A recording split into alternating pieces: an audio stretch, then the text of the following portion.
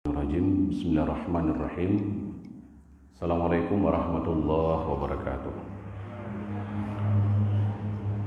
Alhamdulillahillazi la yadurru ma'asmi syai'un fil ardi wala fis sama'i wa huwas sami'un alim. Allahumma shalli ala sayyidina Muhammadin rasulikal karim nabiyikal amin wa ala alihi washabbihi rasulillahi ajma'in, amma ba'du. Kembali pada pagi hari ini kita bersyukur pada Allah Subhanahu wa taala. Allah memberikan kita kesehatan, kesempatan sehingga bisa melaksanakan kewajiban kita salat subuh. Terutama bagi yang bapak-bapak, salat subuh itu wajib di masjid, di musala. Kalau ibu-ibu, induk-induk tidak ada kewajiban mereka salat di musala. Tapi lebih baik karena jemaah itu 27 kali lipat pahalanya. Kemudian kita bersolat pada junjungan alam Nabi besar Muhammad sallallahu alaihi wasallam. Allahumma shalli ala Muhammad wa ala Muhammad. Mudah-mudahan dengan kita sering bersolat kepada beliau, mudah-mudahan kelak di yaumil akhir kita dapat syafaat dari beliau. Amin ya rabbal alamin. Baik Bapak Ibu semuanya, sebelum kita mulai kajian kita tentang Rijalun Halar Rasul, pagi ini kita akan bicara tentang kisah hebat tentang Sa'ad bin Abi Waqqas. Namun sebelumnya kita akan dengarkan terlebih dahulu hafalan dari Muhammad Fadil Haidar Razak. 16 ayat saja. Silakan Nak.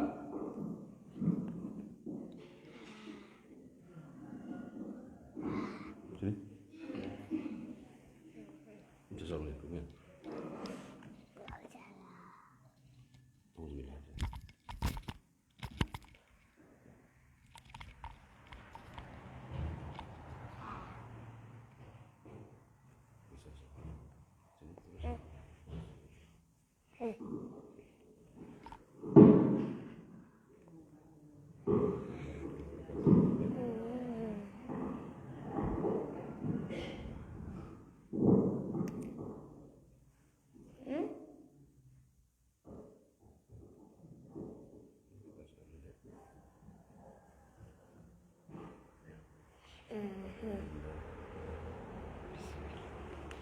A'udzubillahi minasyaitonirrajim.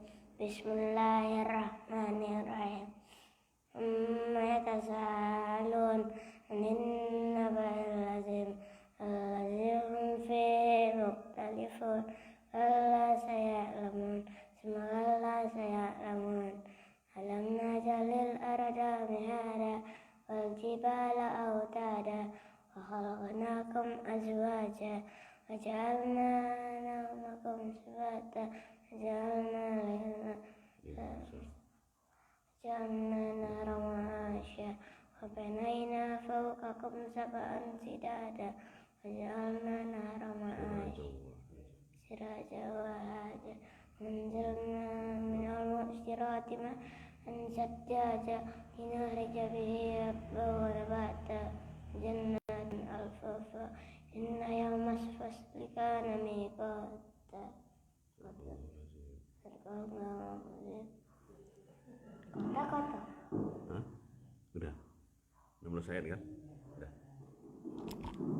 Capek dah.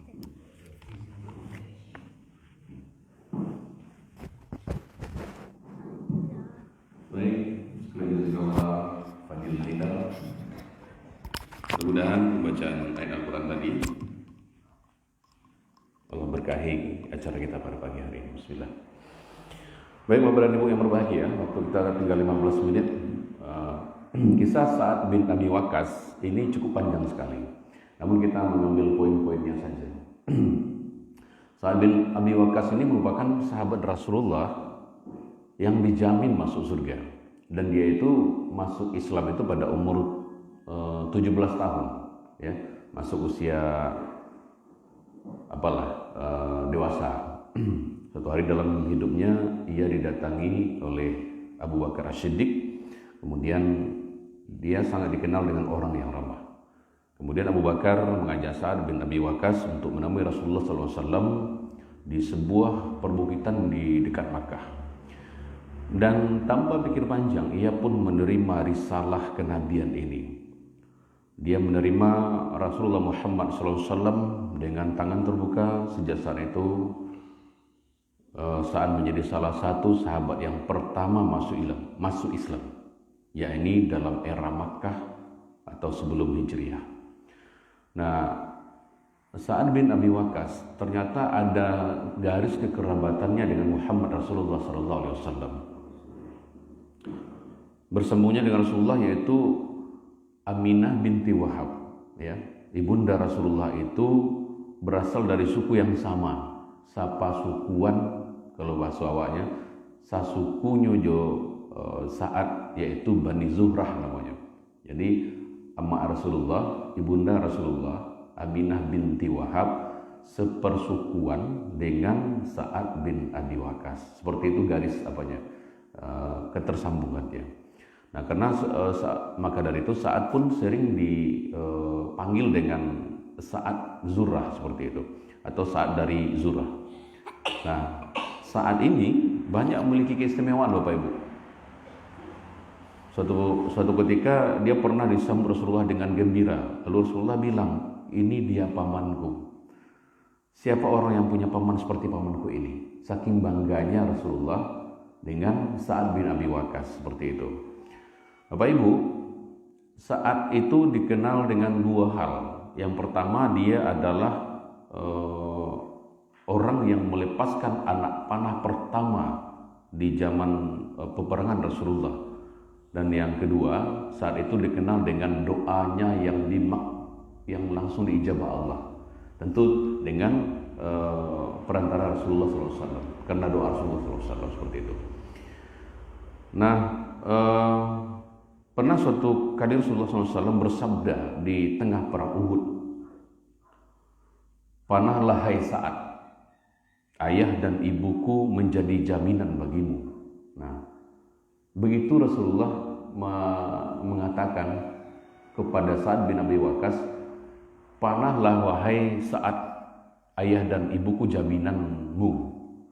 Nah, Ali mengatakan, tidak pernah saya dengar Rasulullah mengatakan ibu bapaknya sebagai jaminan, kecuali untuk Sa'ad. Bapak Ibu, Sa'ad adalah seorang kesatria muslim yang paling berani, ya. Dia seperti yang saya sampaikan tadi, dia punya dua kekuatan ampuh. Yang pertama, anak panahnya ketika dia lepaskan tidak pernah meleset. Kedua, ya, jika ia berdoa akan dikabulkan Allah. Tentu hal ini tak lepas dari doa Rasulullah untuk Sa'ad. Seperti itu. Jadi suatu hari Rasulullah SAW menyaksikan sesuatu dari Sa'ad yang menyenangkan hati beliau. Maka Rasulullah SAW bermunajat. Ya, ini karena doa Rasulullah juga. Ya Allah, tepatkanlah bidikan panahnya Sa'ad bin Abi Waqqas. Begitu Rasulullah berdoa. Ya Allah, tepatkanlah anak panahnya Sa'ad bin Abi Waqqas. Dan yang kedua, dan kabulkanlah doanya. Begitu Rasulullah suatu hari, ya, suatu ketika, karena dia saking senang dengan Sa'ad bin Abi Waqqas, dia berdoa pada Allah. Dan Allah kabulkan doa itu, ya.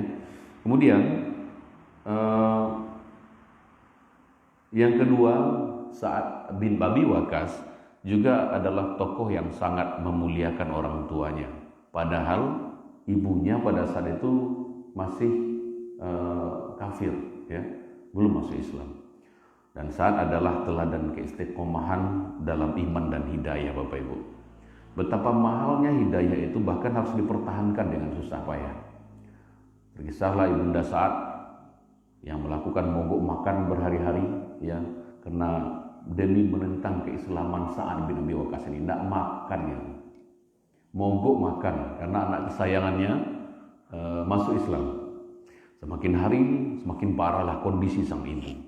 Yang namanya nggak makan berhari-hari tentu akan menyebabkan badannya sakit seperti itu.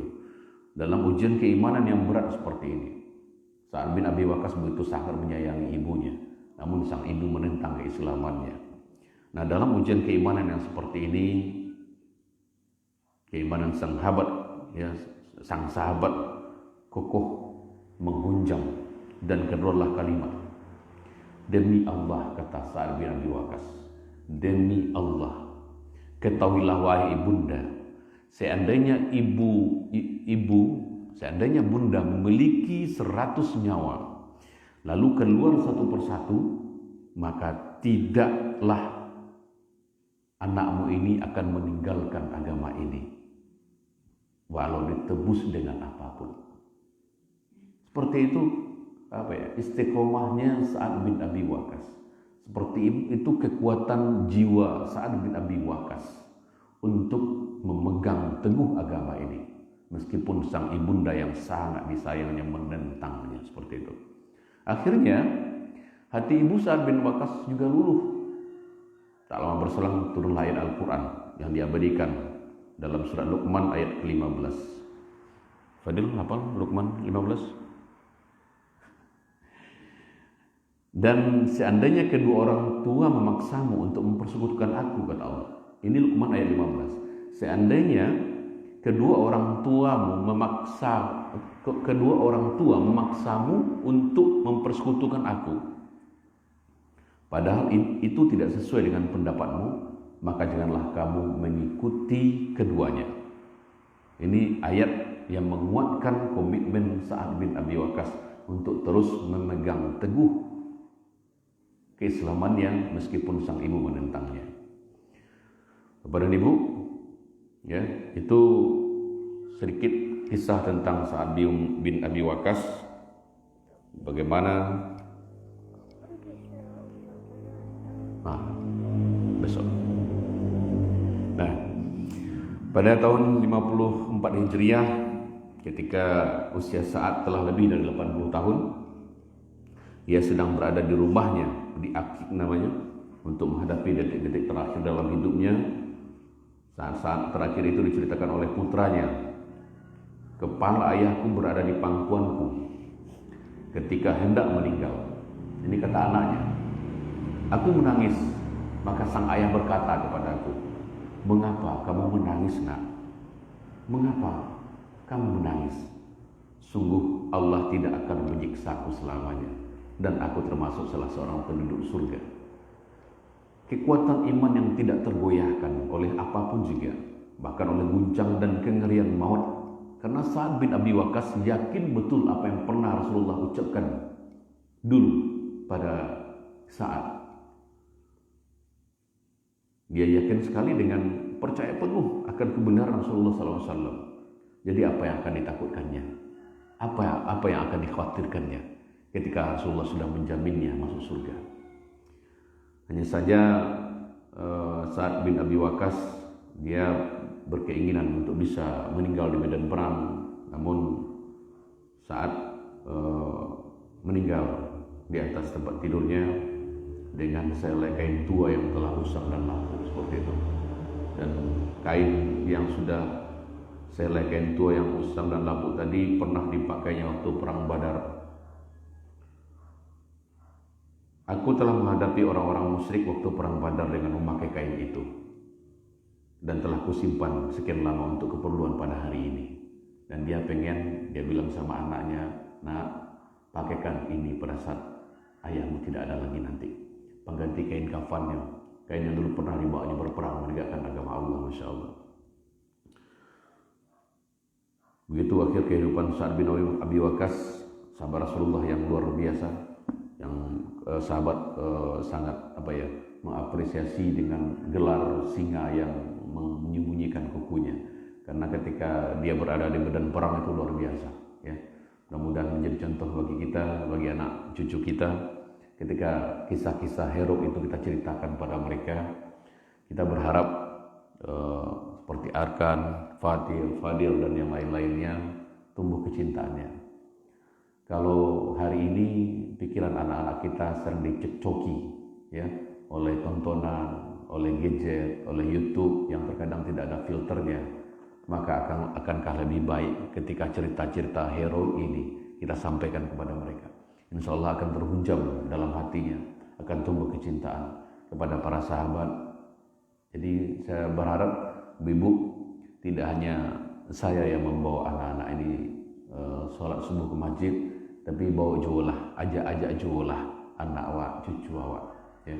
Ketika melihat arkan itu setiap subuh di masjid, saya senang sekali melihatnya. Senang sekali melihatnya. Dan saya membayangkan di musola kita yang kecil ini, setiap subuh itu akan banyak anak-anak yang seumuran Fadil, seumuran dengan Fatir. Supaya apa? Ini tinggal membiasakan saja Bapak Ibu. Ya. Di awal-awal memang susah banget membangunkan anak-anak ini. Susah banget. Ya. Tapi bantu dengan doa. Ya Allah, anak ini bukan milik hamba ya Allah. Anak ini milikmu ya Rabbi. Hatinya pun milikmu. Hamba titip ya Allah. Lembutkan hatinya agar bisa hamba ajak untuk pergi ke masjid, ke musala setiap subuh. Akhirnya suatu hari ya, saya dikejutkan oleh sebuah peristiwa. Ketika jam 4:30 pagi, saya akan masuk ke kamar mandi. Tiba-tiba di belakang saya sudah berdiri Fadil. Ini dia, Fadil Haidar Razak. Lalu dia masuk kamar mandi. Dia mandi sendiri 4:30. Biasanya nggak pernah itu terjadi. Biasanya dia mandi itu udah jam 6:30 dan pakai air hangat. Nggak mau pakai air dingin. Tapi tiba-tiba pagi itu dia mandi pakai mandi air dingin 4:30 pagi subuh. Lalu dia cari bajunya sendiri, cari pakaiannya sendiri, dia lap sendiri, dia ambil baju kokonya, baju untuk sholat, kemudian dia bentangkan sajadah, kemudian dia sholat. Lalu saya tanya, Fadil ngapain? Singkat aja jawabannya, tahajud bi. Allah. Terbayang oleh Bapak dan Ibu menyaksikan peristiwa itu di cucu kita, di anak kita. Apa yang kita rasakan? Pada saat itu pagi itu saya bilang sama Allah sambil nangis Bapak Ibu, terima kasih Allah. Kalau selama ini Fadil ini susah sekali dibangunkan. Padahal umurnya baru 6 tahun loh. Artinya belum ada kewajiban bagi dia untuk harus ke masjid, untuk melaksanakan sholat 5 kali sehari semalam. Kan belum ada kewajiban. Perintah itu 7 tahun suruhlah sholat, kata Rasulullah. Kalau 10 tahun tidak sholat maka pukullah. Kan seperti itu. Tapi alhamdulillah dengan umur sekarang, dengan kekuatan doa tadi, ya, menyerahkan diri pada Allah, meyakini bahwa anak-anak ini bukan milik kita, meyakini bahwa anak ini adalah milik Allah, hatinya pun milik Allah, maka bilang sama Allah, minta sama yang punya. Selama ini kita Bapak Ibu, kita merasa bahwa anak ini adalah milik kita. Kita merasa bahwa kita yang pantas merubahnya. Padahal keliru berpikiran seperti itu. Yang merubah orang lain itu bukan kita. Yang akan merubah anak-anak itu bukan kita. Siapa kita yang bisa merubah orang? Rasulullah sendiri tidak bisa merubah pamannya. Berulang kali Rasulullah mengatakan, wahai paman, ucapkanlah kalimat syahadat. Tidak diucapkan sampai akhir hayatnya. Siapa kita? Kita bukan Nabi Nuh saja tidak bisa merubah istri dan anaknya. Mereka ingkar dengan agama Allah. Nabi Ibrahim tidak kuasa merubah ayahnya. Lalu siapa kita yang merasa bisa merubah anak-anak? Masya Allah. Itu pengalaman sedikit Bapak Ibu. Kemudian ya saya berharap ke depan semakin banyak anak-anak kita yang kita biasakan. Ketika udah biasa, seperti pagi tadi, ketika udah biasa, dia langsung mandi katanya. Ya langsung cari pakaiannya sendiri. Hanya tinggal membiasakan. Dan kalau dari kecil, ya kita sudah biasakan dia ke masjid, insya Allah kelak dia akan terbiasa mencintai masjid sepenuh jiwanya. Tetapi kalau dari kecil, dari 0 sampai 15 tahun, mereka tidak kita kenalkan dengan masjid, tidak kita kenalkan dengan musala, walau Bapak Ibu. Kalau masalah akidah ini tidak kita hunjamkan, tidak bersusah payah kita untuk menghunjamkan di usia 0 sampai 15 tahun, maka 15 tahun berikutnya tunggulah penyesalan. Maka dari itu, yuk bersusah-susah kita ketika anak kita masih kecil untuk menanamkan nilai-nilai tauhid di dalam dadanya. Mudah-mudahan pada suatu hari nanti ketika kita sudah tiada Bapak Ibu, ketika kita sudah tidak ada lagi, bukankah doa mereka yang kita harapkan? Allahumma firlah warhamhu. Bukankah doa mereka yang kita rindukan, yang sangat kita harapkan saat kita berada dalam kubur? Kita tidak tahu Bapak Ibu, apakah dalam kubur kelak kita akan mendapatkan taman-taman surganya Allah, atau justru lubang-lubang dari neraka Allah. Nah, andai kata Allah menyiksa kita, hanya doa mereka lah yang mampu menahan siksaan itu, Bapak Ibu. Betapa luar biasanya doa anak yang soleh itu. Karena hanya 3 yang mengalir ke dalam kubur: ilmu yang bermanfaat, amal jariyah, doa anak yang soleh. Mudah-mudahan Allah Subhanahu Wa Taala memberikan kita anak-anak yang soleh, dan senantiasa panjatkan doa, Bapak Ibu. Panjatkan doa, ya, apalagi doa seorang ibu untuk anaknya. Insya Allah saya meyakini anak-anak ini mau diajak ke musala itu berkat doa ibunya juga, doa kedua orang tuanya. Maka perbanyak berdoa, Bapak Ibu. Baik, kita tutup dengan doa bersama ya. Hadirkan 2 rasa cinta di hadapan Allah dan rasa butuh dengan pertolongan Allah. Sembari kita beristighfar. Astaghfirullahaladzim, astaghfirullahaladzim, allazi la ilaha illa huwal qayyum wa atubu ilaih. Pada pemirsa yang ada di rumah, yang saat ini sedang menyaksikan live FB ini, yuk sama-sama kita tandahkan tangan kita. Kita tidak tahu doa kita yang kapan ya Allah kabulkan. Bisa jadi doa kita pagi ini, insyaallah. Auzubillahi Bismillahirrahmanirrahim. Alhamdulillahirabbil alamin. Wal aqibatu lil muttaqin. Wassalatu wassalamu ala asrafil anbiya'i wal mursalin wa ala alihi washabihi rasulillahi ajma'in. Allahumma ighfir lana dzunubana wa li walidayna warhamhuma kama rabbayana shighara. Ya Allah, berikan takwa kepada jiwa-jiwa kami dan sucikanlah ia. Engkau sebaik-baik yang mensucikannya. Engkau pencipta dan pelindungnya. Ya Allah, perbaiki hubungan antar kami ya Allah. Rukunkan antar hati kami. Tunjuki kami jalan keselamatan. Selamatkan kami dari kegelapan kepada terang.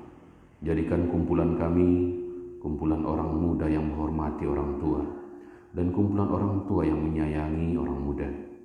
Jangan Kau tanamkan di hati kami kesombongan dan kekasaran terhadap sesama. Bersihkan ya Allah hati-hati kami dari benih perpecahan dan hianatan dan kebencian. Ya Allah, wahai yang memudahkan segala yang sukar, wahai yang menyambung segala yang patah, wahai yang menemani semua yang tersendiri, wahai pengamal semua yang takut, wahai penguat segala yang lemah, mudah bagimu memudahkan segala yang susah ya Rabb. Wahai yang tiada memerlukan penjelasan dan penafsiran, hajat kami kepadamu amatlah banyak ya Allah. Engkau Maha tahu dan melihatnya. Ya Allah, kami takut kepadamu. Selamatkan kami dari semua yang tak takut kepadamu. Jaga kami dengan matamu yang tiada tidur. Lindungi kami dengan perlindunganmu yang tak tertembus. Kasihi kami dengan kudrat kuasamu atas kami. Jangan binasakan kami ya Allah, karena Engkaulah harapan kami. Musuh-musuh kami dan semua yang ingin mencelakai kami tak akan sampai kepada kami, langsung atau dengan perantara. Tiada kemampuan mereka untuk menyampaikan bencana kepada kami. Allah sebaik-baik pemelihara, dan Ia paling kasih dan segala kasih.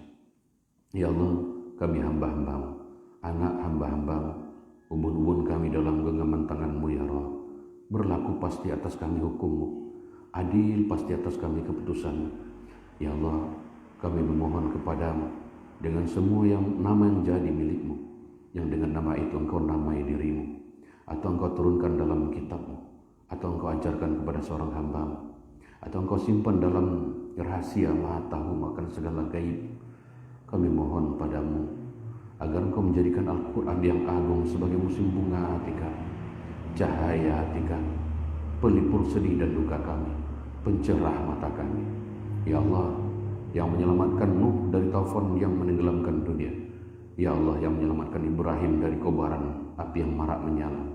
Ya Allah, yang menyelamatkan Musa dari kejahatan Fir'aun dan laut yang mengancam nyawa. Ya Allah, yang menyelamatkan Isa dari salib dan pembunuhan kafir durjana. Ya Allah, yang menyelamatkan Muhammad sallallahu alaihi wasallam dari kaum kafir durjana. Allah, yang menyelamatkan Yunus dari gelap lautan malam dan perut ikan. Ya Allah, yang mendengar rintihan hamba lemah teraniaya, yang menyambut pendosa apabila kembali dengan taubatnya, yang mengijabah hamba dalam bahaya dan melenyapkan prahara. Ya Allah, begitu pekat gelap keangkuhan, kerakusan dan dosa. Begitu dahsyat badai kezaliman dan kebencian menenggelamkan dunia. Pengap kehidupan ini oleh kesombongan si durhaka yang membuatmu murka ya Rabb. Sementara kami lemah dan hina, berdosa dan tak berdaya. Ya Allah, jangan kiranya Engkau cegahkan kami dari kebaikan yang ada padamu karena kejahatan pada diri kami. Allah, ampunanmu lebih luas dari dosa-dosa kami, dan rahmat kasih sayangmu lebih kami harapkan daripada amal usaha kami. Ya Allah, jadikan kami kebanggaan hamba dan Nabi Muhammad SAW di padang mahsyar nanti, saat para rakyat kecewa dengan para pemimpin penipu yang memimpin dengan kejahilan dan hawa nafsu, saat para pemimpin cuci tangan dan lari dari tanggung jawab. Rabbi, kabulkanlah doa kami ya Rabb. Rabbana hablana min azwajina wa dzurriyyatina qurrata a'yun waj'alna lil muttaqina imama. Rabbana atina fid dunya hasanah wa fil akhirati hasanah wa qina adzabannar. Subhana rabbika rabbil izzati amma yasifun wa salamun alal mursalin walhamdulillahi rabbil alamin. Baik Bapak Ibu, demikian saja. Terima kasih atas kehadiran kita semua pada pagi hari ini. Semoga setiap langkah, setiap biasa nafas Allah catat sebagai ibadah insya Allah Subhanahu wa Ta'ala, dan ketulusan kita, keikhlasan kita hadir di setiap majelis ini mudah-mudahan menggugurkan dosa-dosa kita insya Allah. Pada teman-teman yang menyaksikan live FB kami pada pagi hari ini, semoga senantiasa Allah jaga kita, Allah berkahi hidup kita, Allah jauhkan kita dari segala malapetaka dan bencana. Amin ya rabbal alamin. Terima kasih banyak atas kehadiran semuanya. Subhanakallah bihamdika asyhadu an la ilaha illa anta astaghfiruka wa atubu ilaik. Assalamualaikum warahmatullahi wabarakatuh.